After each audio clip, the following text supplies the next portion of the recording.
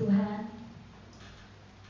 Kami bersyukur Tuhan Yesus, kami boleh mendengarkan firman-Mu pagi hari ini Tuhan. Apapun tantangan, cobaan yang kami hadapi, kami mau katakan di dalam hati kami tidak akan perlu ragu dan takut. Penyertaan-Mu itu Tuhan pasti bagi kami. Kami mau tetap cinta Engkau, kami mau tetap setia kepada Engkau, kami mau terus belajar taat kepada Engkau Tuhan. Terima kasih Tuhan, terima kasih. Kami siapkan hati dan telinga kami Tuhan untuk firman-Mu. Urapi dan berkati hamba-Mu untuk menyampaikan isi hati-Mu bagi kami. Biarlah firman itu boleh ditaburkan di tanah yang subur, sehingga boleh bertumbuh dan berbuah dan dapat dinikmati oleh orang lain. Terima kasih Tuhan.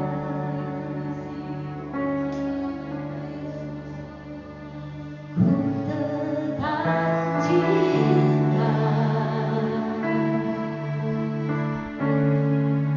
ku tetap cinta,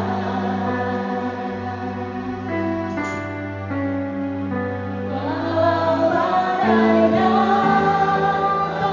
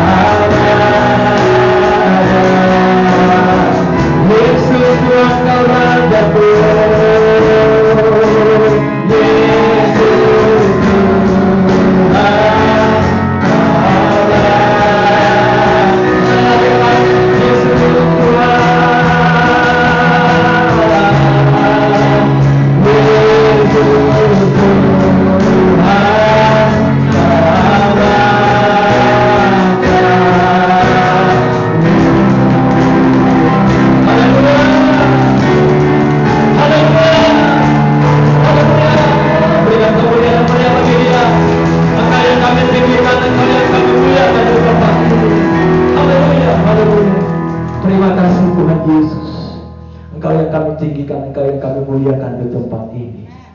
Ini waktu Roh Kudus berajar berbicara, bawa kami gerejamu untuk bergerak dalam kegerakan-Mu Tuhan, menuai jiwa di kota Palangkaraya, Kalimantan Tengah ini. Persiapkan kami ya Tuhan. Kami bukan orang yang lemah, bukan orang yang tidak berdaya, tapi firman katakan kami adalah pahlawan yang gagah perkasa. Bersama dengan Allah kami melakukan perbuatan yang gagah perkasa. Engkau yang memperlengkapi kami dengan hikmat, pelayanan, kuasa, mujizat daripada Engkau Tuhan, untuk kami pergi memberitakan Injil, menjadi saksi, menjadi berkat dimanapun kami berada. Terima kasih Tuhan Yesus. Ini waktu berfirman bagi kami. berkata-kata berbicara. Roh Kudus menjamah setiap pribadi kami pada saat siang hari ini. Di dalam nama Tuhan Yesus, tidak kami izinkan segala bentuk kuasa kegelapan roh jahat iblis yang mencoba mempengaruhi hati dan pikiran kami, mencuri firman Allah dari pendengaran kami. Bersatu hati kami mengikat tolak patahkan, hancurkan segala kuasanya di dalam nama Yesus. Dalam nama Yesus, berfirmanlah Tuhan, kami rindu dan siap mendengarkannya. Di dalam nama Yesus kami berdoa. Sama-sama kita katakan amin. Silakan duduk. Puji Tuhan. Terima kasih Tuhan Yesus memberkati kita semua. Puji Tuhan. Haleluya.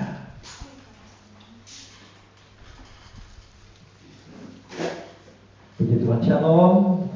Bapak Ibu saudaraku yang terkasih dalam Tuhan kita Yesus Kristus. Kalau kita sampai kepada hari ini semua karena kebaikan dan kemurahan Tuhan. Amin.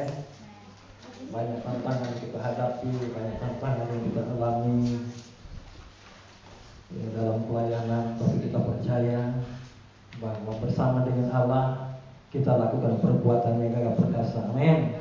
Bersama dengan Allah Bapak Ibu. Kalau dengan kekuatan kita tidak mungkin. Tapi bersama dengan Allah ada kekuatan yang besar, ada kuasa yang menyertai kita. Ada rahmatnya yang besar, ada kasih karunia-Nya yang memampukan kita untuk tetap terus berdiri. Puji Tuhan, kita buka firman Tuhan yang saya ambil dari Yohanes pasal 4.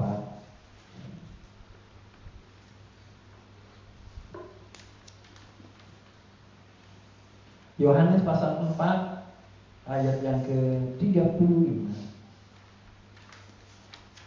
dan 36.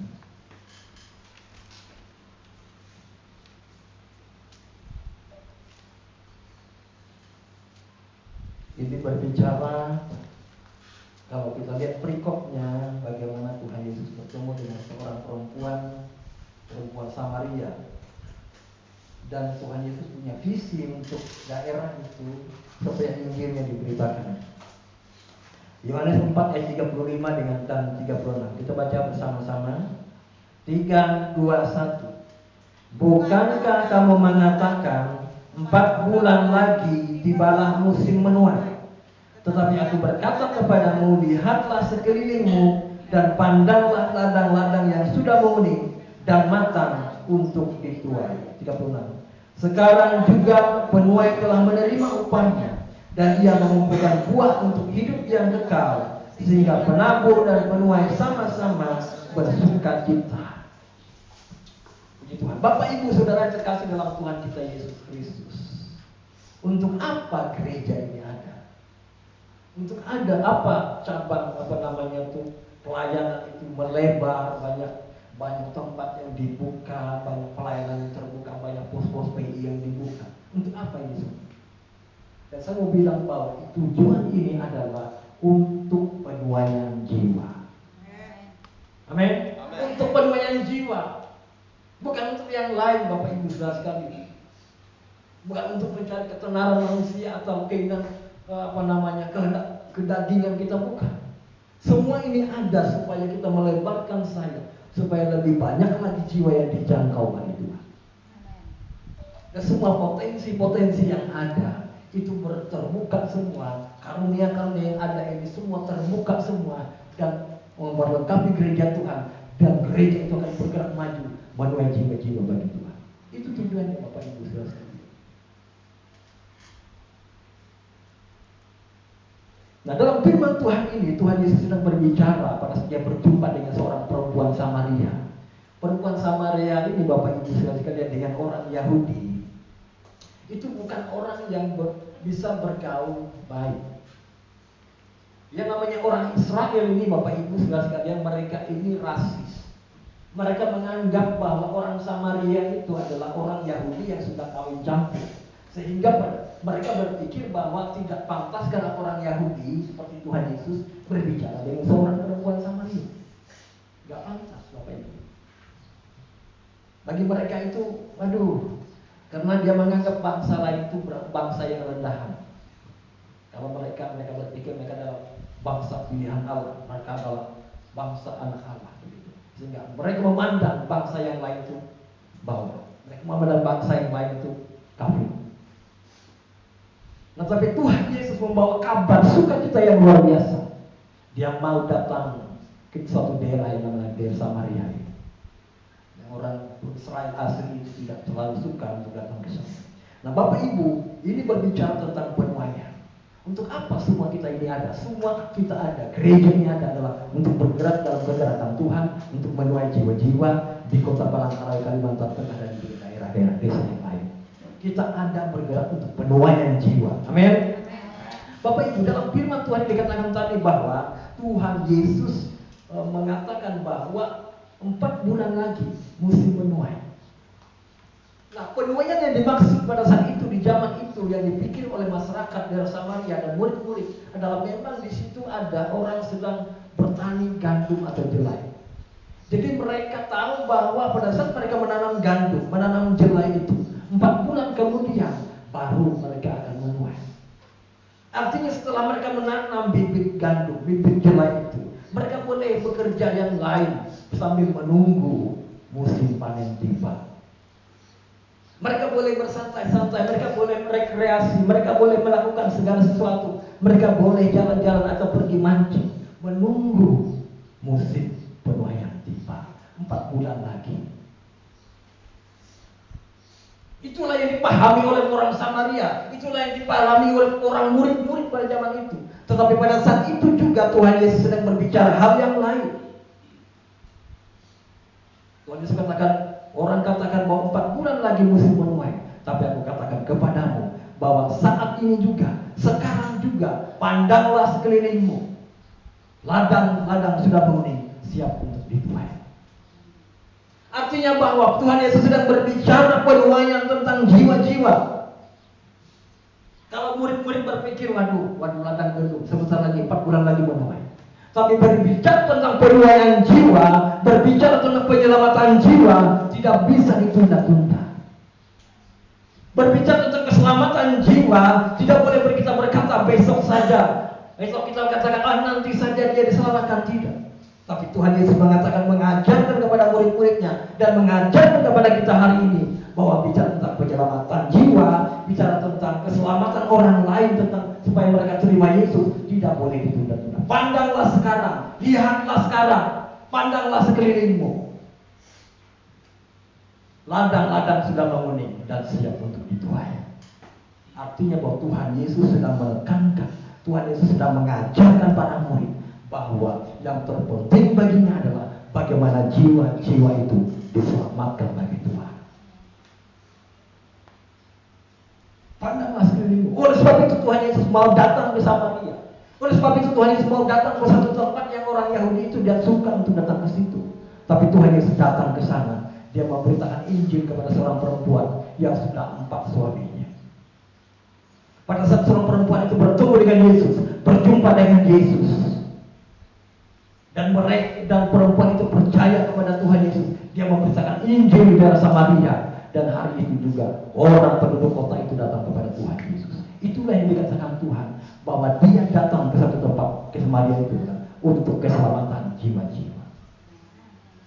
Jadi Bapak Ibu Saudara sekalian, untuk keselamatan jiwa-jiwa tidak bisa ditunggu. Kalau musim panen padi masih bisa kita tunggu, musim panen jelai masih bisa kita tunggu, masih kita bersantai-santai. Tapi kalau bicara tentang penuaian jiwa, keselamatan jiwa, tidak bisa ditunggu. Harus segera, harus hari ini. Siapa yang kita temui, siapa yang kita dekati, tetangga kita kah, saudara kita, teman kita kah, sabarkan tentang itu. Selamatkan jiwanya.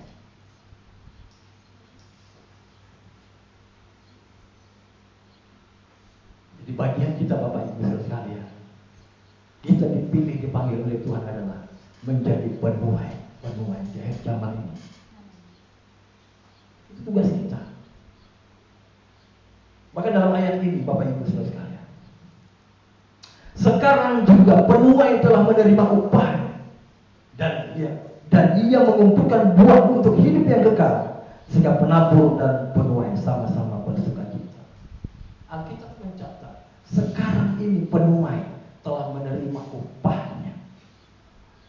Bapak Ibu, saya mau bilang bahwa saat kita terlibat dalam penuaian jiwa, saat kita terlibat dalam kegerakan Tuhan, mungkin Tuhan itu membiarkan kita.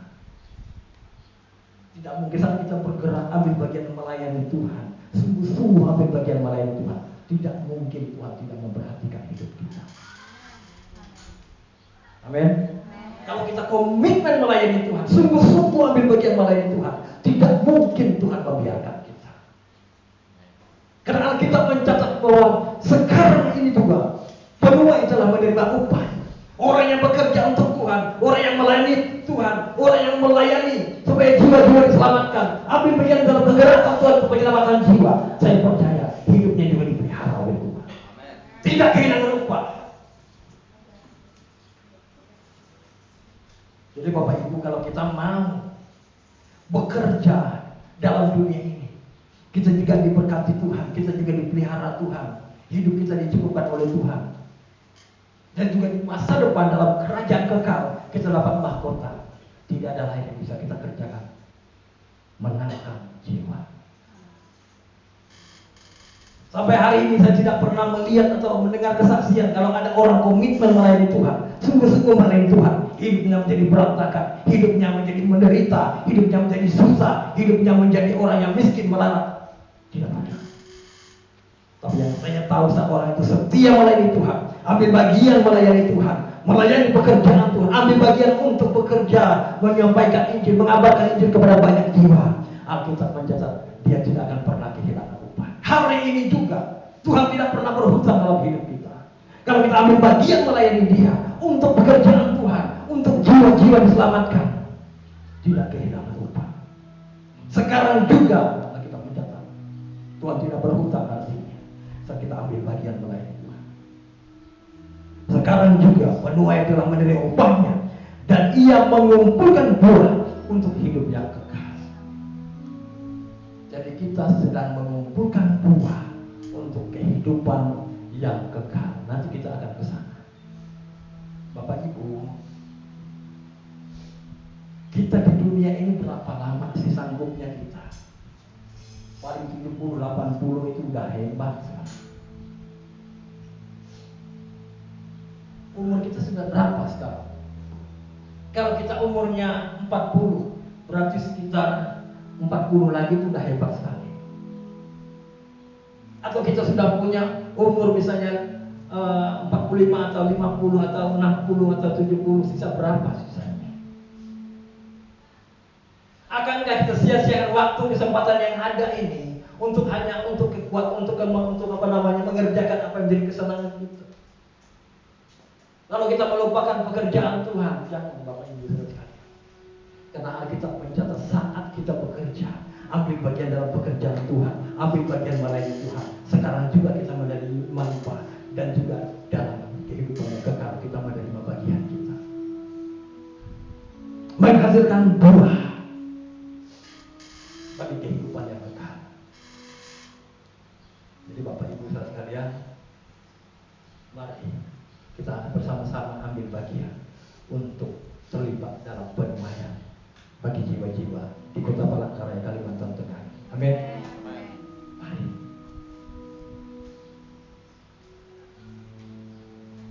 Pada saat kita percaya Tuhan Yesus Kristus, kita sudah selamatkan, yes. Tapi apakah buah apa yang akan kita bawa dari kekekalan? Orang yang setia kita mendapatkan mahkota kehidupan. Orang yang setia melayani Tuhan mendapatkan mahkota kemuliaan yang tidak bisa kita gambarkan hari ini. Jadi Bapak Ibu sekalian, mari kita ambil bagian, bergerak dalam pergerakan Tuhan. Amin. Ambil bagian saja Bapak Ibu. Jangan berpikir aku tidak mampu, aku tidak bisa berbuat apa-apa, aku tidak punya pengalaman. Semua orang tidak punya pengalaman. Tadi malam saya renungkan Bapak Ibu, bagaimana saya dipanggil Tuhan untuk melayani. Sekitar 20-23 tahun yang lalu,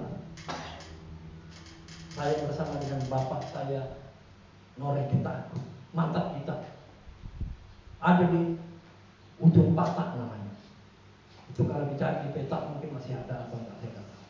Di dalam sana, jalan dari kampung saya itu 1 hari itu cari apa namanya lahan getah orang supaya kita kerja di lahan getah orang. Saya teringat air mata saya menetes dari seorang yang berantakan, dari seseorang yang tidak tahu membedakan mana tangan kiri sama tangan kanan, dari seorang yang kacau balau hidupnya. Dia panggil dari tengah hutan saya, dia bawa melayani Tuhan, sehingga sampai saya berdiri di depan suara. Jadi yang saya tahu bahwa saat kita menyerahkan hati kita, hidup kita untuk melayani Tuhan, Dia bawa kita semakin naik, menjadi kepala bukan ekor. Amin. Tuhan bawa kita. Saat kita memulai dari diri kita, maka akan terus berlanjut kepada anak-anak kita, generasi kita, keturunan kita. Terus Tuhan bawa, supaya Dia pakai untuk jadi alat dalam kemuliaan. Kita bersyukur kalau kita hari ini bertobat, percaya Tuhan Yesus sungguh-sungguh pada Yesus. Jangan kita tunda lagi. Kalau kita tunda lagi, nanti anak kita memulai lagi untuk generasinya. Tapi hari ini kalau kita memulai itu, mengambil langkah itu, sungguh-sungguh melayani Tuhan, hidup kita persembahkan bagi Tuhan, maka anak-anak kita, generasi kita adalah orang-orang yang sudah menerima berkat demi berkat daripada Tuhan. Amin. Jadi Bapak Ibu, mari kita pergunakan waktu kita di dalam dunia ini untuk kita menghasilkan buah yang kekal, kata firman Tuhan. Jadi bukan hanya buah yang kekal yang diperhatikan Tuhan. Upah kita hari ini bukan kita sedang mencari upah sama Tuhan, tapi Tuhan berjanji bahwa Dia tidak akan meninggalkan kita. Dia akan menolong kita, Dia akan memberkati kita. Orang-orang yang senantiasa melayani Tuhan, anak-anak ini diperhatikan oleh Tuhan, bahkan juga cucu dan generasinya diperhatikan Tuhan. Jadi Bapak Ibu kita yang ambil bagian menuai jiwa-jiwa, kita tidak akan pernah kehilangan upah. Nah, hari ini kita belajar Bapak Ibu sekalian, bagaimana jadi di hati Tuhan itu Bapak Ibu jiwa-jiwa. Pada saat dalam 1 Yohanes 4 ayat 35 bilang, bukankah kamu mengatakan 4 bulan lagi? Sorry, bukan itu.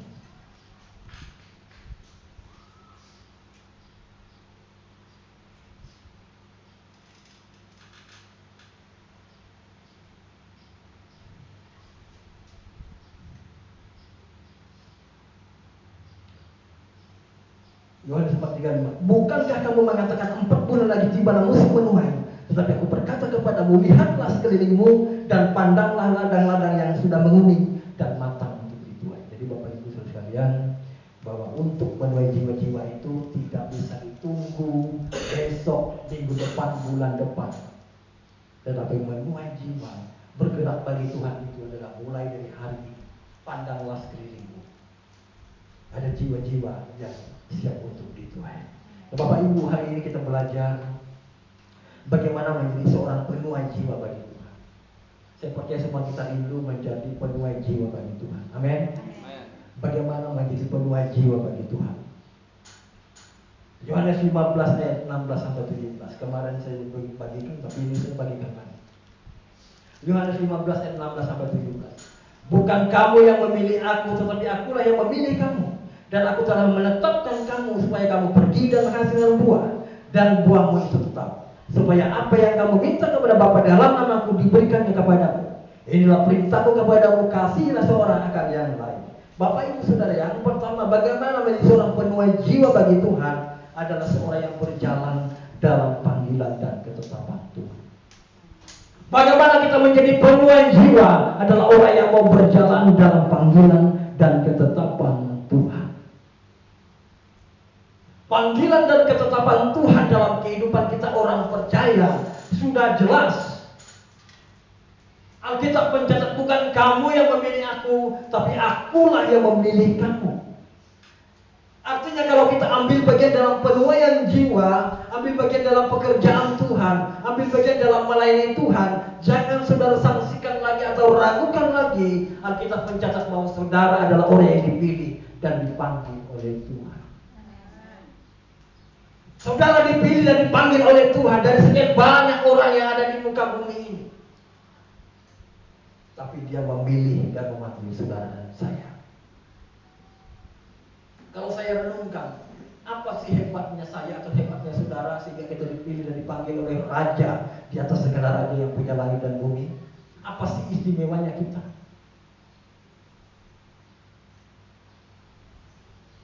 Sekali lagi saya teringat waktu saya di kampung bersama dengan bapak saya di tengah hutan.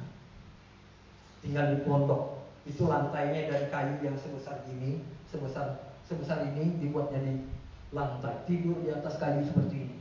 Sakit punggung ini. Kalau pagi sakit semua. Tapi di situ malam saya berdoa, saya baca firman Tuhan. Disitulah saya mendapatkan panggilan.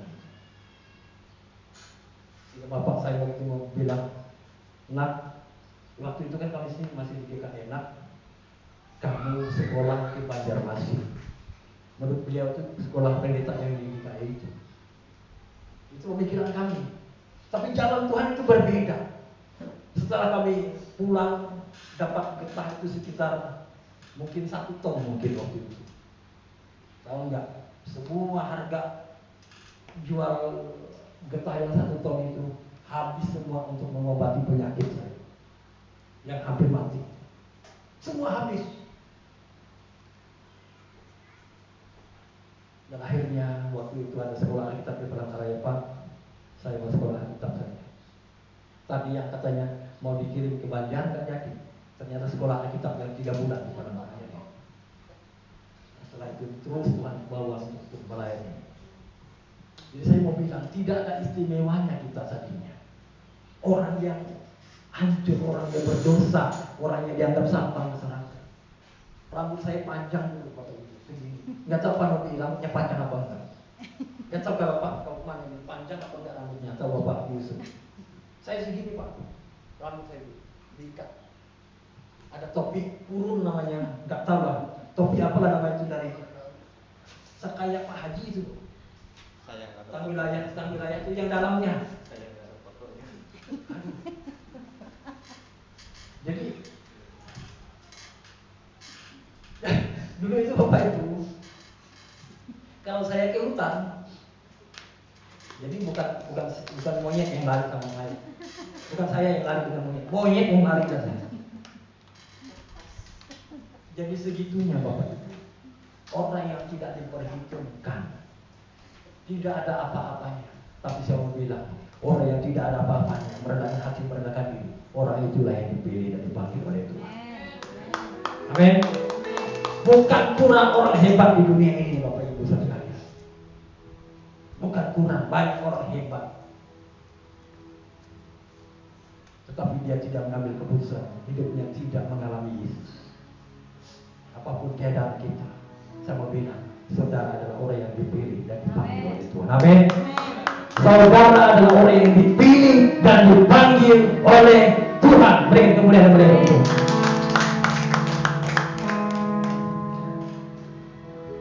Bukan kamu yang memilih aku, tapi aku yang memilih kamu. Dan aku telah menetapkan kamu. Hal yang kedua, setelah Dia pilih kita, Dia memberikan suatu ketetapan bagi kita. Kalau Tuhan yang menciptakan langit dan bumi menetapkan sesuatu, siapakah yang bisa menggesernya? Atau siapakah yang bisa membatalkannya? Atau ada ketetapan yang lain bisa membatalkan ketetapan Tuhan? Tidak ada.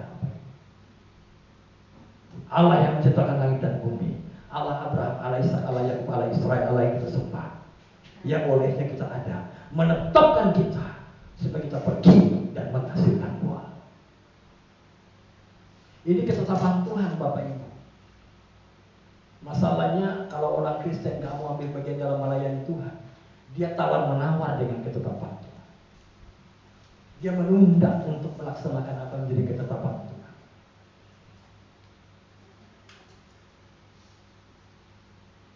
Jadi Bapak Ibu kalau kita gundah gulana rasanya, coba koreksi. Jangan-jangan kita sedang melupakan atau sedang bergeser dari apa yang Tuhan tetapkan dalam hidup. Jadi untuk pergi dan menghasilkan buah, saudara dipilih dan dipanggil oleh Tuhan, itu bukan karena sembarangan Atau Tuhan sedang main apa gitu. Coba hitung kantong baju. Oh iya, dia dapat. Atau bila kita, oh nggak dapat dia, bukan. Jelas bahwa saudara dan saya dan orang yang ditetapkan, dipilih dan dipanggil dan ditetapkan oleh Tuhan supaya pergi dan menghasilkan buah. Amin. Pergi dan menghasilkan buah, Bapak Ibu Saudara sekalian. Dan buahnya apa dikatakan di sini? Buahmu itu tetap. Buah yang tetap. Bapak Ibu, apa sih buah yang tetap itu? Kalaupun kita punya rumah, misalnya kita merindukan rumah, kita berjuang supaya punya rumah. Kalau kita mati, kita tinggal juga. Atau adakah sejarah orang yang dia bangun rumahnya kalau dia mati? Atau dia punya mobil misalnya? Memang ada sih orang punya mobil dikubur sama mobil. Tapi di situ juga kan dibawa sampai surga, enggak? Buah yang tetap itu Bapak Ibu Saudara sekalian, saya mau bilang, jiwa-jiwa yang kita tua, yang kita bawa kepada Tuhan, itu buah yang tetap itu. Oleh sebab itu Rasul Paulus berkata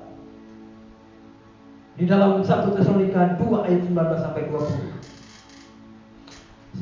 Sebab siapakah pengharapan kami atau sukacita kami atau mahkota kemegahan kami di hadapan Yesus Tuhan kita pada waktu kedatangannya, kalau bukan kamu, sungguh kamulah kemuliaan kami dan sukacita kami. Pada saat itu Rasul Paulus berkata kepada jemaat yang dia layani, yang dia menangkan bagi Tuhan, yang dibawa kepada Tuhan, dia berkata bahwa kamulah sukacitaku dan mahkotaku di hadapan Tuhan. Artinya kalau kita membawa jiwa kepada Tuhan, membawa jiwa supaya mereka diselamatkan, mereka itu adalah sukacita kita dan mahkota kita yang kita bawa di hadapan Tuhan, yang kita persembahkan di hadapan Tuhan. Jelas. Sebab siapakah pengharapan kami atau sukacita kami atau mahkota kemegahan kami di hadapan Yesus Tuhan kita pada waktu kedatangannya, kalau bukan kamu, sungguh kamulah kemuliaan kami dan sukacita kami. Jadi orang-orang yang kita bawa, orang-orang yang kita bawa kepada Kristus, orang-orang yang kita tuai bagi Kristus, itulah mahkota yang kita persembahkan di hadapan Tuhan. Mahkota kemegahan. Bapak Ibu mau mahkota kemegahan? Bapak Ibu mau mahkota kemegahan? Ambil bagian menangkan jiwa, tuai jiwa bagi Tuhan. Saya tidak bisa ceritakan bagaimana model mahkota kemegahan ini. Mahkota kemegahan Bapak Ibu. Kita lihat sesuatu yang megah, misalnya ada perayaan 17 Agustus. Kita mau lihat suatu perayaan yang begitu bergelora, begitu megah. Orang dengan pasukan yang begitu indah. Lalu mereka ada seorang presiden yang berdiri di depan, begitu megahnya. Saya percaya lebih daripada itu akan diterima oleh orang-orang yang ambil bagian untuk memenangkan jiwa. Mahkota kemegahan Bapak Ibu.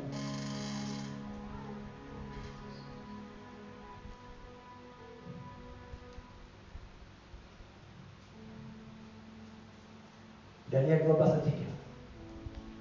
Dan orang-orang bijaksana akan bercahaya seperti cahaya cakrawala, dan yang telah menuntun banyak orang kepada kebenaran seperti bintang-bintang tetap untuk selama-lamanya.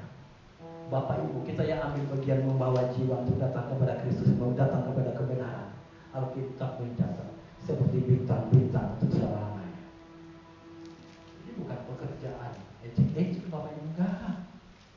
Pekerjaan memenangkan jiwa ini adalah pekerjaan yang luar biasa. Dan yang 12:3, dan orang-orang bijaksana akan bercahaya seperti cahaya cakrawala, dan yang telah menuntun banyak orang kepada kebenaran seperti bintang-bintang tetap untuk selama-lamanya. Artinya Bapak Ibu, setiap kita yang ambil bagian melayani itu memenangkan jiwa di dalam kerajaan yang kekal itu. Kita seperti bintang-bintang. Kita nggak tahu wujudnya seperti apa, tapi iman saja apa yang dikatakan oleh firman Tuhan. Saat kita ambil bagian melayani Tuhan, kita percaya seperti bintang-bintang. Terkenal berarti di kerajaan surga.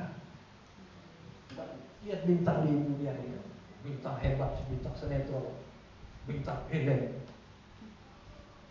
Itu pas setelah mereka mati nggak ada lagi namanya.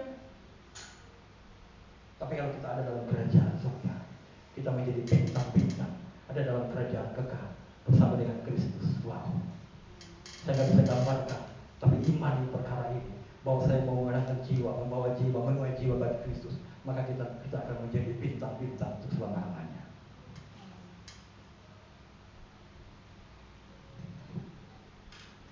Jadi teguhkan dalam hati kita bahwa saya adalah pilihan dan panggilan Kristus. Saya ditetapkan untuk pergi dan menghasilkan buah. Mau pergi menghasilkan buah? Orang yang mau memberi diri, ketahuilah bahwa saya adalah orang pilihan Tuhan, panggilan Tuhan. Saya sudah ditetapkan itu. Jadi kalau kita mengerjakan hal yang lain, Bapak Ibu sekalian, itu untuk kehidupan kita di dunia ini saja. Tapi ada panggilan hidup yang lebih mulia, adalah bagaimana kita bekerja memenangkan jiwa. Untuk itulah Tuhan kita Yesus Kristus datang. Dalam Matius 28 dia katakan, pergilah, jadikanlah semua bangsa murid. Jadi orang-orang yang diutus Tuhan untuk pergi adalah orang-orang yang memberi diri menjadi murid Kristus. Kemarin kita sampaikan. Artinya orang yang menjadi murid Kristus adalah orang yang mau diajar, mau belajar firman Tuhan, mau mengerti firman Tuhan, mengerti kebenaran, lalu melangkah bersama dengan Tuhan. Itulah orang-orang yang menjadi murid Kristus. Komitmen untuk belajar bersama, untuk terus menggali kebenaran firman Tuhan. Karena hanya murid Kristus yang diutus untuk memberitakan Injil. Jadikanlah semua bangsa murid Tuhan. Jadi hal yang pertama adalah bagaimana kita supaya menjadi penuai Bapak Ibu sekalian. Hal yang pertama adalah dia harus berjalan dalam panggilan dan ketetapan Tuhan. Itu yang pertama. Yang kedua Bapak Ibu sekalian, bagaimana menjadi penuai di akhir zaman ini? Dia harus menjadi pribadi yang membangun doa pribadi dan juga doa bersama. Untuk menjadi penuai jiwa, kita harus ambil bagian untuk berdoa pribadi dan juga doa bersama. Mengapa? Apa hubungannya nih Bapak Pendeta? Kalau bicara tentang penuaian jiwa, ini berbicara tentang merebut tawanan. Pada saat seseorang itu hidup dalam penyembahan berhala, nenek moyang kita dulu, pada saat dia hidup dalam penyembahan berhala, maka yang terjadi adalah generasinya menyembah berhala, anak-anaknya, cucunya terus temurun menjadi penyembah berhala. Atau seseorang yang hidup dalam perdukunan dari nenek moyangnya, dia akan melahirkan anak dukun, keturunannya perdukunan. Sampai kapan itu terjadi? Sampai orang itu percaya Yesus. Maka kuasa Yesus, nama Yesus itu yang sanggup melepaskan dia, membebaskan dia dari kutuk keturunan itu, dari kuasa kegelapan itu, dan dia menjadi orang merdeka, menjadi milik Kristus. Nah, oleh sebab itu untuk memenangkan jiwa ini adalah sebuah peperangan. Alkitab mencatat peperangan kita bukan melawan darah dan daging, tapi melawan penghulu-penghulu udara, roh jahat yang ada di udara ini. Artinya kita peperangan bukan dengan fisik kita, tapi kita berperang dengan kuasa Tuhan, berperang dengan kuasa doa yang kita naikkan di hadapan Tuhan. Oleh sebab itu, sebagai seorang penuai, dia harus mempersiapkan dirinya, memperlengkapi dirinya dengan doa pribadi, doa bersama dalam satu gereja. Dia harus melengkapi dirinya. Kita berperang bukan dengan kekuatan kita secara fisik, bukan. Karena kita merebut jiwa-jiwa yang ditawan oleh kuasa kegelapan, ditawan oleh oleh kutuk generasi yang turun temurun atas hidupnya, ditawan oleh kuasa perdukunan yang turun temurun atas hidupnya. Lalu dengan kekuatan kita mau merampas mereka dengan kemampuan kita sendiri, tidak mungkin. Tapi kalau kita berdoa, datang dengan kuasa Tuhan, datang dengan urapan Tuhan, datang dengan kuasa Roh Kudus untuk membebaskan jiwa itu, maka dia akan mengalami kelepasan. Oleh sebab itu, sebagai penuai jiwa, perlu kita memperlengkapi diri kita. Berdoa, doa pribadi, doa bersama. Kita bangun sebuah kehidupan doa kita. Maka kita membangun sebuah kehidupan yang suka berdoa bersama. Maka disitulah letak kekuatan kita.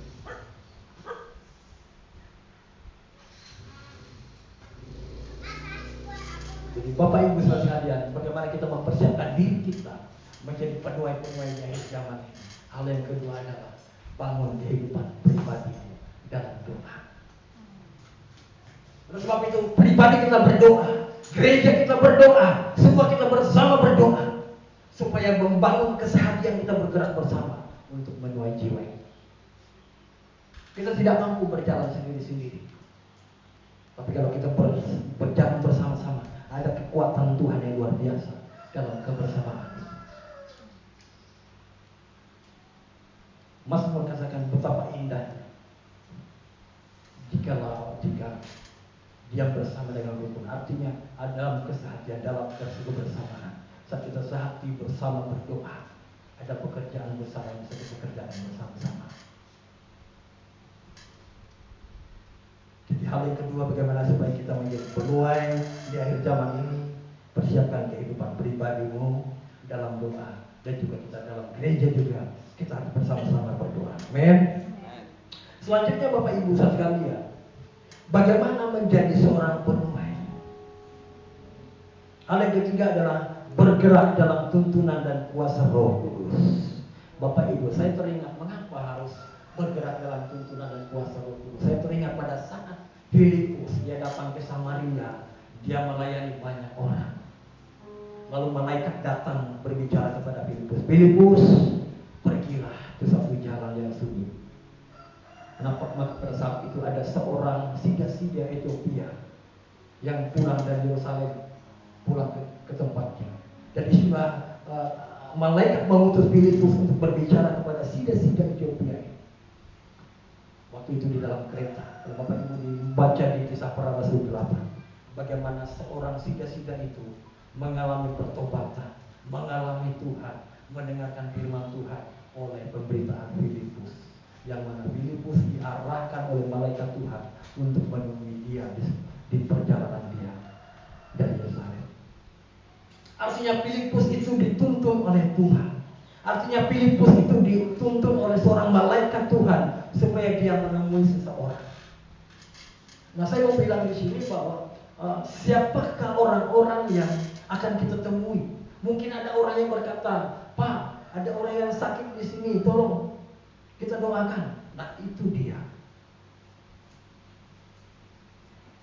Pak, ayo kita kunjungan ke seseorang, saya kok terbeban hati saya mau mengunjungi orang itu. Nah, itu dia. Atau kita mendengar kabar, oh ada saudara saya di rumah sakit nih, ayo kita datang ke kunjungi dia dan berdoa bagi dia. Nah, itu dia. Saya pernah begini, waktu Bapak Gembala senior kita masih hidup, dia bilang, Kennedy, waktu kita bawa kuasa, mungkin di sini, saya ada orang telepon saya tadi pagi atau tadi malam, coba kamu datang, jangan lambat ya, itu pesan dia. Jangan lambat ya. Setelah kamu pulang dari sini, kamu datangin itu orang. Siap Pak Gembala? Saya tahu kalau sudah dia pesan begitu itu ada yang urgent. Lalu betul Bapak Ibu. Pulang dari itu, besok paginya saya membawa satu teman kepada Tuhan. Kami datang di rumah itu. Setelah kami ngobrol-ngobrol, sehat dia sehat. Duduk di ruang tamu itu ngobrol, kami ngobrol. Enak aja ngobrol. Lalu kita layani, dia terbuka tentang segala sesuatu yang dia lakukan. Terbuka Bapak Ibu, dia terbuka. Sebenarnya enggak layak untuk dikonsumsi orang itu apa yang dia curhat. Dia terbuka semua. dia mengalami penyakit yang ditakuti orang zaman. Masih virus sih. Kita buka di situ. Kalau kita tuntun dia terima Yesus, dia mengakui segala dosa perlakuan yang dia lakukan. Dia terbuka semua sampai hal-hal yang sama sekali. Tapi dia terbuka semua. Lalu kita berdoa, kami pulang, tahu nggak malam itu kami dengan aman. Dia bawa ke rumah sakit dan langsung meninggal. Coba bayangkan kalau saya bilang, aduh, ngarang-ngarang aja Bapak Gembala itu, ngapain disuruh desak-desak orang? Lalu kita ketemu, dia pun sehat-sehat aja kelihatannya. Tetapi saat kita melakukan itu, saya bersyukur kepada Tuhan. Terima kasih Tuhan, saya tidak pernah terlambat. Saya tidak terlambat. Kalau sempat saya tawar-menawar Bapak Ibu, kita tidak tahu apa yang akan terjadi. Tapi meskipun dia mengalami dosa yang begitu berat, lalu dia terbuka, dia minta ampun, kita doakan di situ, dia mengaku. Bahkan waktu itu ada orang-orang saudaranya di situ, disuruhnya keluar, dia terbuka, kami ngobrol pribadi sama dia. Dan saya mau bilang bahwa kita perlu tuntunan Tuhan kepada orang-orang yang kita menyayangi. Tuhan tidak pernah salah. Kalau kita ingat seseorang, mungkin dia sedang sakit, seperti kemarin yang kami kunjungi di dalam Banten. Sebetulnya dia datang ibadah hari ini. Kami datang ke sana. Ya, kami ketok. Kadang-kadang tantangan kita ngetok rumah orang kan bukan kena pintunya itu, kena anjingnya. Di Kongo. Tapi kami nggak mau ketok. Kami mau bertamu. Ya betul, ada anaknya yang sakit begitu. Kita doakan. Artinya apa? Bahwa pada saat kita mau, hati kita itu rindu untuk ambil bagian menuai jiwa, membicarakan Injil dan doakan orang lain, itu akan Tuhan bukakan. Akan ada orang-orang yang Tuhan ingatkan, kamu harus mengunjungi si A, kamu harus telepon dia, kamu harus mengunjungi ini sedang sakit. Itu akan terbuka. Tapi kalau kita menutupnya, masih menutupnya begini, aku jadi amat sama orang lain, nggak datang. Nggak ada orang minta sama dia. Minta didoakan, minta dikunjungi enggak. Tapi kalau Tuhan, aku tidak ada jiwa yang diselamatkan melalui hidupku. Tunggu. Enggak nunggu waktu lama. Ada, Pak kesini Pak, doakan kami. Itu tergantung sama kita. Kalau kita mau respon panggilan Tuhan, oke. Kalau kamu enggak, ya Tuhan kan enggak maksa. Adam dan Hawa kan enggak dipaksa loh di taman ini. Di Tuhan hanya kasih perintah, jangan kamu makan buah ini ya. Buah ini enggak buah pengetahuan yang baik yang jahat, jangan kamu makan. Kalau kamu makan, kamu akan mati. Waktu mereka makan buah itu, Tuhan tidak mencegah, karena aturannya sudah ada. Tinggal keputusan kita. Alkitab, firman Tuhan sudah disampaikan bagi kita. Apakah kita menerima dengan hati yang terbuka dan berkata, Tuhan, aku mau memenangkan jiwa. Maka Tuhan akan kirim jiwa-jiwa bagi kita untuk kita layani. Oleh sebab itu, sebagai pemenang jiwa, kita perlu tuntunan Roh Kudus. Kita perlu tuntunan Tuhan. Kemana Tuhan membawa kita.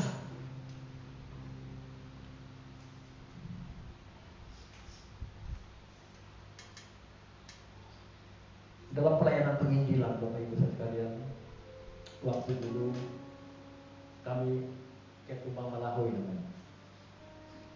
Tumbang Malahoy. Jadi kami masuk ke Betang. Sebenarnya kami masuk ke Betang itu ada orang-orang di situ. Tinggal di rumah itu. Kami kabarkan tentang Injil keselamatan. Ya, puji Tuhan setelah kami sampaikan Injil kepada ibu-ibu yang tinggal di situ, ada seorang bapak-bapak juga yang akhirnya menjadi orang percaya kepada Kristus. Artinya saudara, saat kita melakukan pergerakan bersama dengan Tuhan untuk menginjili, memberitakan Injil kepada jiwa-jiwa, maka kita akan dituntun oleh Tuhan, disertai oleh Tuhan, dan Roh Kudus menyertai kita. Kita mencatat bahwa dalam Kisah Para Rasul 1 ayat 8, tetapi kamu akan menerima kuasa kalau Roh Kudus turun di atas kamu, dan kamu akan menjadi saksiku di Yerusalem dan di seluruh Yudea dan Samaria sampai ke ujung bumi. Jadi Bapak Ibu sekalian, kita tidak bisa jalan sendiri. Kita harus diperlengkapi dengan kuasa dari tempat yang maha tinggi. Jadi tinggal kita minta aja, Tuhan, aku mau pergi memberitakan Injil. Tuhan, aku mau memenangkan jiwa. Maka Tuhan akan buka jalan bagi kita. Yang kita pikir Tuhan saya mau menangkan jiwa, langsung datang jiwa itu ke depan kita. Belum tentu bisa juga begitu, tapi belum tentu begitu. Bisa kita yang susah payah datang ke rumahnya. Bahkan kita bisa keluar ongkos beli bensin kita untuk datang ke rumah jiwa itu. Artinya ada pengorbanan kita. Dan itu akan terjadi kepada orang yang punya hati rindu hamba berlian dalam penuaian. Amin. Selanjutnya yang keempat, Bapak Ibu sekalian. Nah, setelah jiwa-jiwa yang menguning tadi dituai, seperti kita lihat di sini, jiwa. Ini kan berbicara tentang jiwa. Ini gambaran jiwa-jiwa. Ini yang sudah menguning. Gambaran tentang jiwa-jiwa. Yang dia maksudkan adalah manusia yang ketangan ini. Nah, saat kita menuai jiwa, panen padi, panen gandum, nggak mungkin hasil panen kita atau gandum kita itu kita taruh di pinggir jalan. Tetapi setiap hasil panen itu dibawa kemana? Ke lumbung. Amin. Lumbung itu adalah gereja Tuhan. Makanya namanya lumbung tuayan. Supaya jiwa-jiwa ini kita bawa ke dalam lumbung. Supaya jiwa-jiwa ini kita bawa untuk bersama-sama dalam gereja di mana kita berdiri. Nah, lumbung itu, Bapak Ibu, saya lihat lumbung kerangking namanya. Tidak tahu kalau bahasa Bataknya apa. Tempat padi yang sudah dipanen. Siapa lagi? Oh, belum apa? Lumbung juga. Makanya kita buat bangunannya, Pak. Lumbung tuayan. Jadi jiwa-jiwa yang kita menangkan, orang yang kita injili, orang yang kita kabarkan firman Tuhan, ajak dan bawa dia untuk masuk dalam satu gereja di mana kita bergereja, ke dalam lumbung di mana Tuhan itu ada. Lumbung itu, Bapak Ibu sekalian, pada saat lumbung yang memang lumbung bagus, itu padi di situ tidak akan busuk. Itu bertahan bertahun-tahun. Pernah dengar cerita tentang bagaimana Yusuf mempersiapkan kelaparan yang 7 tahun? Tahan 7 tahun. Artinya jiwa-jiwa yang kita bawa, jiwa-jiwa yang kita menangkan, jiwa-jiwa yang kita tuai, kita bawa dalam gereja Tuhan. Supaya apa? Supaya disinilah dia bertumbuh. Supaya disinilah dia dirawat. Supaya disinilah dia dikuatkan, diteguhkan. Disinilah kita saling mendoakan satu dengan yang lain. Jadi jiwa-jiwa yang kita tuai itu tidak kita biarkan begitu saja di luar sana. Makanya kan banyak dulu pelayanan-pelayanan yang hanya sekedar seperti lembaga-lembaga penginjilan begitu kan. Setelah mereka kabarkan Injil, mereka pergi. Mereka kabarkan Injil satu daerah, mereka pergi. Ya orangnya balik lagi ke tempat yang lain. Makanya bukan dengan cara begitu kita penginjilan. Penginjilan oke, tapi harus di backup, harus disertai dengan penggembalaan. Menginjil, kita bawa orang kepada Kristus, lalu kita juga bawa untuk masuk dalam persekutuan dalam gereja Tuhan. Sebab itu jiwa-jiwa yang kita injil, yang kita kabarkan, yang kita sampaikan firman Tuhan, kita harus bawa ke lumbung tuayan. Amin. Kita bawa kepada Tuhan. Amin. Puji Tuhan. Satu hal Bapak Ibu, bahwa kita tidak tahu cara Tuhan, bagaimana Tuhan menjamah orang. Bagian kita adalah kita sampaikan saja Injil. Bagian kita adalah kalau dia mengalami sakit, kita doakan dia. Bagian kita kalau dia mengalami ketakutan, kita hibur dia dengan firman Tuhan. Lakukan saja menjadi bagian kita. Kenapa? Karena mengubah hati orang hanya Tuhan yang satu. Hanya Tuhan yang mampu merubah hati orang. Lakukan bagianmu, kata Tuhan, dan Tuhan akan melakukan bagiannya. Lakukan bagian kita. Kita tidak bisa memaksa. Kita paksa pun orang nggak bisa, Bapak Ibu. Misalnya kita umpah Ike, dia, umpah Ike, dia. Kan kita paksa orang. Tapi kalau Tuhan menjamah hatinya, mau pergi kemana? Tuhan yang selalu merubah Tuhan. Bagian kita adalah persiapkan diri kita menjadi penuai, menjadi pemenang-pemenang jiwa di akhir zaman ini. Hal yang pertama tadi adalah biarlah kita menjadi orang yang berjalan dalam ketetapan Tuhan. Hal yang kedua, kita bangun sebuah kehidupan doa kita. Dan hal yang ketiga tadi dikatakan bahwa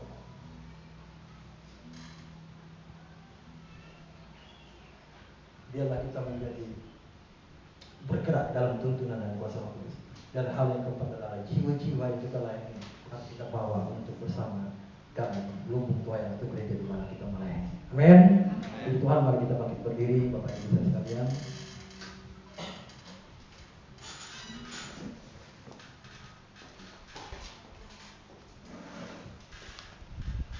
Ketetapan Tuhan adalah saudara dan saya ditetapkan untuk pergi dan menghasilkan buah-buah yang tetap. Buah yang tetap itu adalah jiwa-jiwa yang kita persembahkan bagi Tuhan. Saat kita memenangkan jiwa, kita mencatat, menuntun orang kepada kebenaran seperti bintang-bintang untuk semuanya. Dan orang-orang yang kita layani itu adalah kita mencatat. Rasul Paulus mengatakan bahwa itu adalah sukacitaku dan mahkota kemuliaan, mahkota kemegahan. Jadi biar setiap pribadi kita menjadi pribadi yang komitmen untuk ambil bagian dalam perwujudan jiwa. Kita naikkan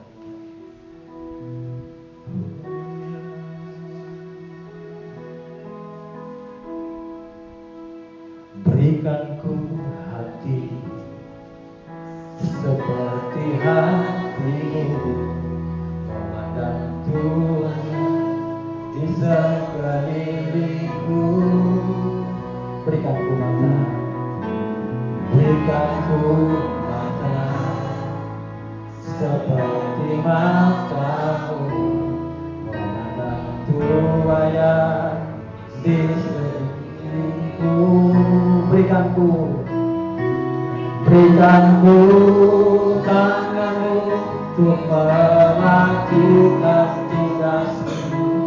Berikanku kakimu melangkah dalam rencana. Berikanku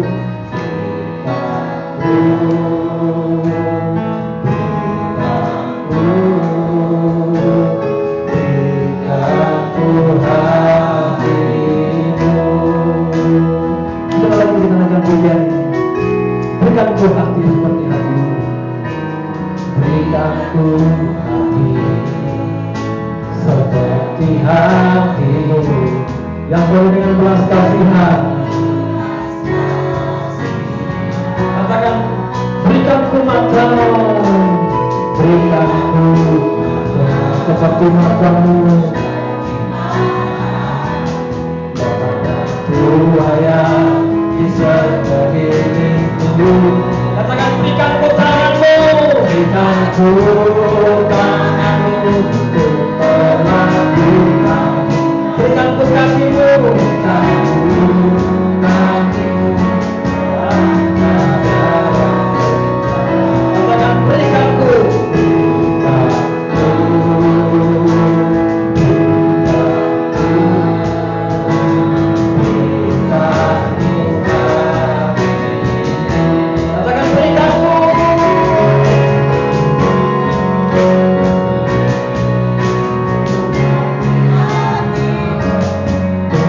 Oh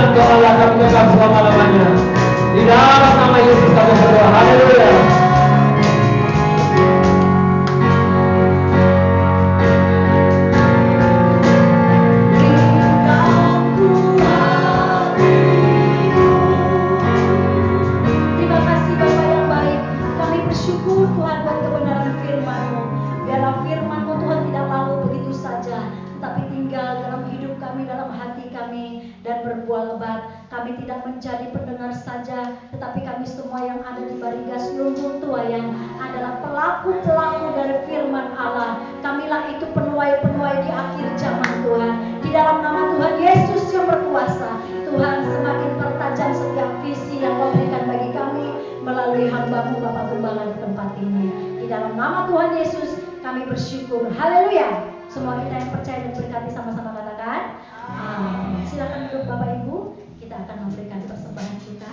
Saya minta kepada Bapak Jonathan Raymond membawa kita ke dalam doa persembahan.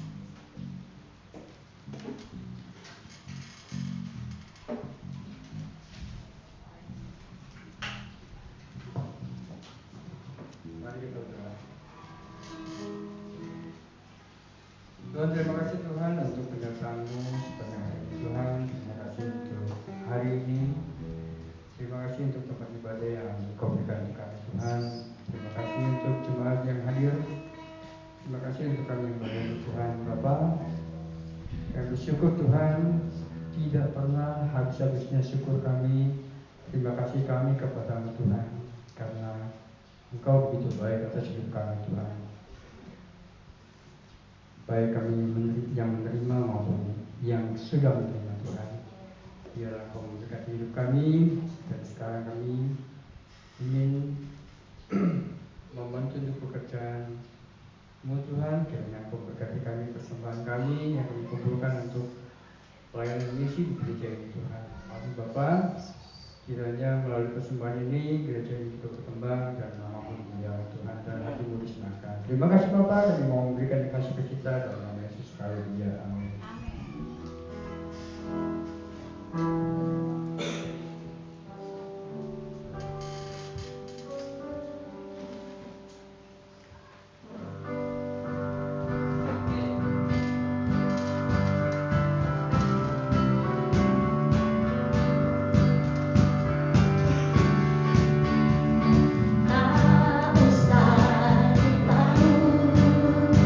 Allah menjagaku.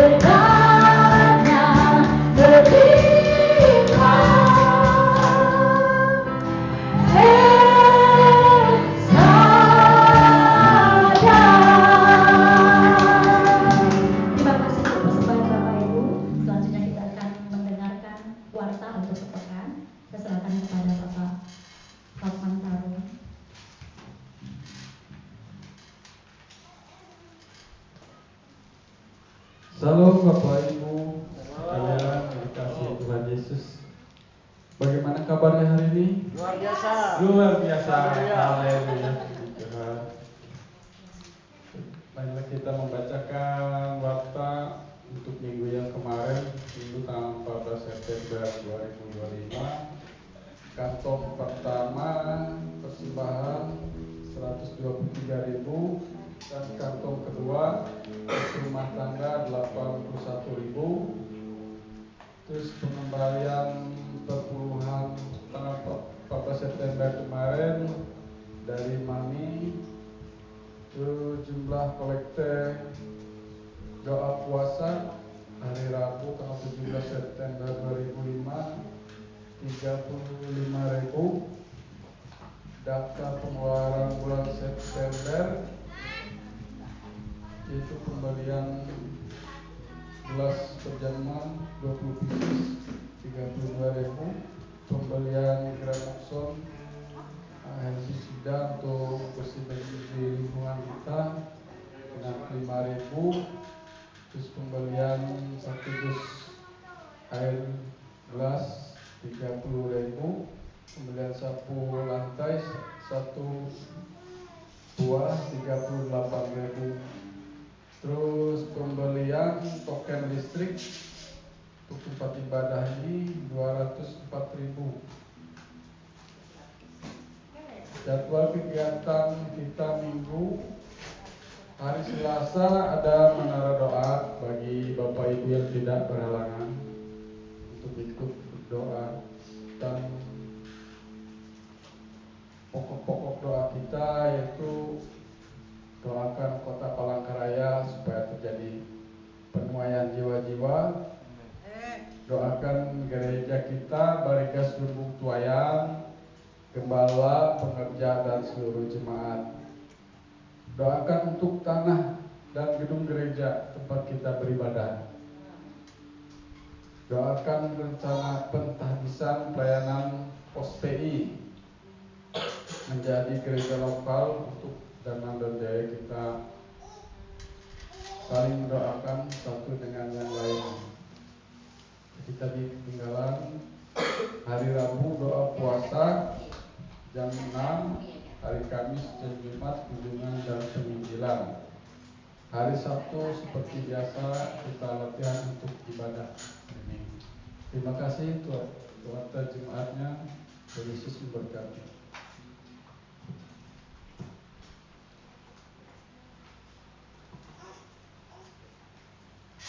Puji Tuhan, Shalom. Saya bersyukur Bapak Ibu, saya lihat di list pos PI kita ada hamba-hamba Tuhan yang luar biasa yang sudah ambil bagian dalam janji iman. Ya, terakhir ya, kemarin waktu doa dari keluarga Pak Modi ada janji iman 400. Saya nanti saya kasih ke Ibu Grace. Dan juga kemarin ada Mama Sofia, Bapak Sofia, WhatsApp saya, Pak, saya kasih 1 juta untuk pentahbisan gereja, gitu kan? Amin. Kita kemudian bagi Tuhan kita. Kemarin terakhir, saya nggak tahu gimana ceritanya, ada Pak ini kan dari samping ya Pak.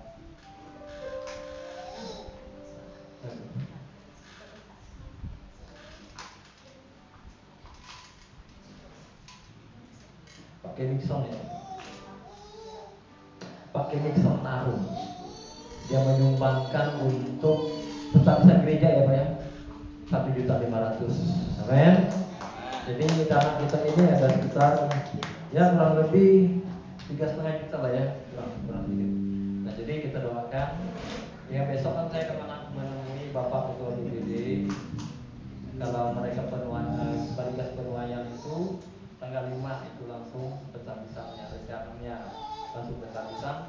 Sebetulnya mereka belum ngomong juga ke DPD. Saya nggak berani bilang tanggal karena kita belum ngomong ke sana. Jadi besok kami akan menemui beliau, lalu kita akan dapatkan tanggal nanti. Ya, apakah November atau Desember? Kalau Desember langsung aja kita Natal gitu kan? Kenapa hanya pentahbisan saja? Sekalian aja Natal. Jadi kita berdoakan ini Bapak Ibu sekalian, dan juga kita biarlah pentahbisan ini berjalan dengan baik. baik karena kita rindu untuk sebagai tuan rumah, dan orang kan datang kan kita tuan rumahnya. Kita harus menjamu tamu dengan memberikan yang terbaik, ya kan? Dan juga kita berdoa supaya untuk tanah ini udah berapa kali saya ini masih belum ada yang cocok, yang belum. Kemarin itu yang kita mau ambil hampir saya besoknya itu hampir saya udah transaksi itu, karena memang saya nyicil juga gitu. Ada intinya tapi saya nyicil juga.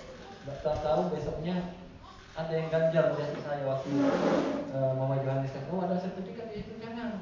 Betul juga, jangan sampai bermasalah. Lalu saya tanya juga dengan RT ya, RT kami juga saya tanya, nanti kalau kita di sana itu ternyata jangan dilarang saya, jangan sampai bapak ada di situ. Ya udah, saya bilang enggak, berarti stop di situ. Nanti kita pikir lagi. Ada sih di belakang rumah di Asri 5. Waktu saya cek di Google Maps itu posisi titiknya, saya kira itu di Asri 5 pinggir jalan begini. Ternyata setelah saya telusuri, jatuh-jatuhnya di belakang rumah saya. Belakang rumah sini tuh, kok dekat begini? Ya itu rumah bapak, itu rumah RC, katanya. Aduh, saya kira ya udahlah, saya bilang begitu. Jadi kita kegangguan kita nggak terlalu jauh juga dari kita doakan. Biarlah Tuhan buka jalan bagi kita. Kita percaya Tuhan memulai, Tuhan akan mengerjakan dengan dahsyat. Amin. Percaya saja, kita doakan. Yang penting kita doakan saja, kita bawa kepada Tuhan. Ya biarlah Tuhan bekerja dengan caranya sendiri. Kita percaya bahwa Dia Allah yang berkuasa di langit dan di bumi. Dia punya segalanya. Dia mengatur segala sesuatu. Amin. Ya Tuhan, jangan lupa hari Rabu kita ada doa puasa, kita doakan. Ya kita juga terus bergerak. Gereja ini ada adalah untuk memulai jiwa, bukan untuk yang lain Bapak Ibu. Kita bergereja ada di tempat ini. Gereja Tuhan buka bagi kita. Tujuannya tidak ada yang lain. Kalau hanya untuk jadi pendeta atau jadi gembala, saya sudah jadi pendeta, saya sudah jadi gembala. Tapi tujuan kita bukan itu. Tujuan kita adalah bagaimana ambil bagian terlibat dalam pergerakan Tuhan, penyuaian jiwa, itu yang penting. Amin. Jiwa-jiwa itu yang penting. Kita bawa kepada Tuhan. Puji Tuhan, mari kita bangkit berdiri. Haleluya. El Shaddai, El Shaddai, Allah Maha Kuasa. Dia besar, Dia besar, El Shaddai dunia.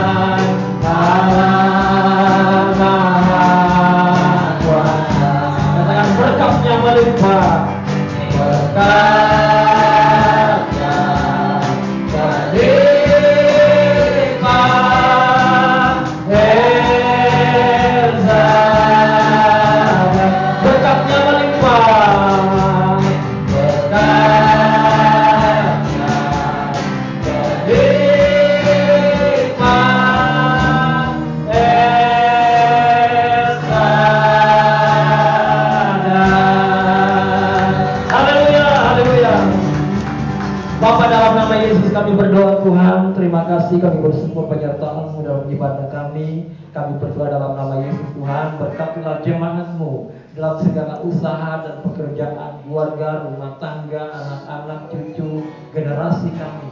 Kami berdoa Tuhan memberkatinya dengan berlimpah-limpah. Kami berdoa untuk setiap pekerjaan, untuk setiap usaha terbuka untuk jemaat Tuhan. Di dalam nama Yesus, mereka yang membutuhkan pekerjaan, Tuhan buka, Tuhan berikan pekerjaan. Dan Tuhan memberikan dengan berlimpah-limpah segala usaha dan pekerjaan yang sedang dikerjakan, bisnis, dagang atau apapun yang sedang dikerjakan. Kami berdoa Tuhan memberkati dengan berlimpah-limpah. Tuhan memberkati dengan berlimpah-limpah dalam nama Tuhan Yesus. Bahkan juga anak-anak kami semua yang sekolah, kami berdoa Tuhan memberkati. Berikan mereka hikmat, berikan mereka kecerdasan di dalam nama Yesus, sehingga mereka menjadi orang-orang yang luar biasa, menjadi pemimpin-pemimpin kelak masa depan ini Tuhan. Bahkan Tuhan pakai untuk membangun gereja Tuhan dalam nama Yesus, memenangkan jiwa. Terima kasih Tuhan, berkatilah anak-anak kami dimanapun berada, baik itu di kota ini, baik di luar kota. Kami berdoa juga Tuhan memberkati Yusuf yang ada di Semarang Tuhan, dalam studinya, cukupkan segala sesuatunya Tuhan. Tuhan mengasihi dia, Tuhan memberkati dia. Terima kasih Tuhan Yesus. Bahkan juga anak-anak kami di luar daerah juga Tuhan, Pak Simanjuntak Tuhan, anak dan istrinya Tuhan, kami berdoa Tuhan mengasihi keluarga ini. Terima kasih Tuhan, terima kasih semua kami yang hadir pada saat siang hari ini. Tidak ada satupun yang terlewatkan, semua kami diberkati oleh Tuhan dengan berlimpah-limpah di dalam nama Tuhan Yesus. Terima kasih Tuhan, terima kasih.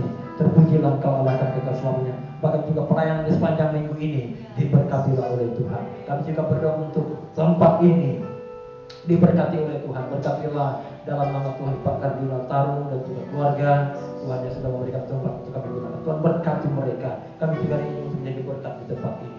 Dalam nama Yesus kami juga berdoa Tuhan. Kami membutuhkan tanah, kami membutuhkan tempat yang strategis Tuhan, supaya jiwa-jiwa datang beribadah bersama-sama kami. Kami minta tempat yang tepat Tuhan. Kami percaya Tuhan menyediakan dalam nama Tuhan Yesus. Dengan cara Tuhan yang dahsyat, Tuhan menyediakan, Tuhan mengadakan, dan yang tidak ada menjadi ada. Kami terima itu di dalam nama Yesus. Terima kasih Tuhan, terima kasih. Terpuji Engkau Allah kami kata selamanya. Bapak Ibu, mari angkat tangan kita dan kita berkat kepada Tuhan. Berkat anugerah kasih karunia damai dan sejahtera, berkat Abraham, Ishak dan Yakub mengalir melimpah atas hidup kita. Diberkatilah kita di ladang, diberkatilah kita di kota, diberkatilah segala usaha pekerjaan dan pelayanan kita, diberkatilah anak-anak kita, studi anak-anak kita, lumbung-lumbung kita diberkati. Di dalam nama Bapa, Anak dan Roh Kudus, dalam nama Tuhan Yesus Kristus, kami berdoa, kami percaya dan kami ucap syukur sama-sama. Kita katakan amin. Bapak terima kasih.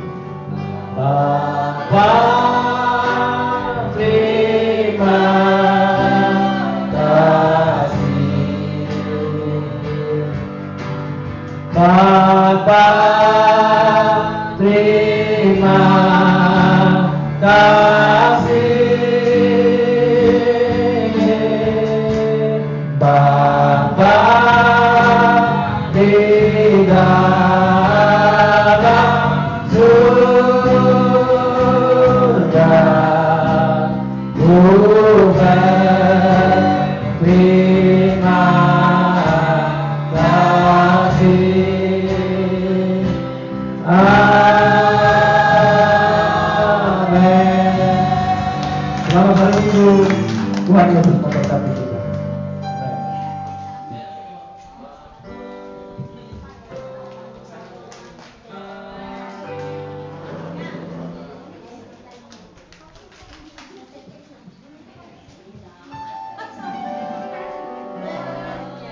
Kapan datang, Pak? Kapan datang? Jam 9:15. Tadi. Jam 9:15. Tadi malam. Pagi. Wah. Makanya mandi langsung ke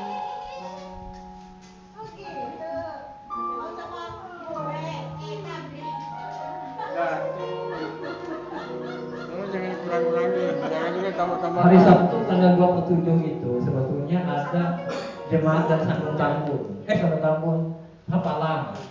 Pak Sarman minta kita yang melayani pujiannya. Jadi Bapak Ibu yang bisa, mungkin jam 4 nanti akan info. Jadi kita diminta pujiannya, bawa musik sama pujiannya gitu. Di daerah Raden Saleh. Nah, jadi bagi Bapak Ibu yang mau silakan, nanti kita info nanti di grup.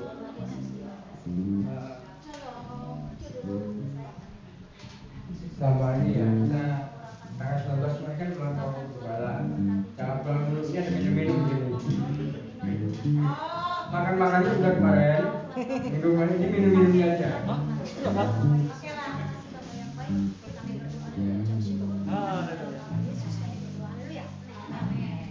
kan? Kemarin kami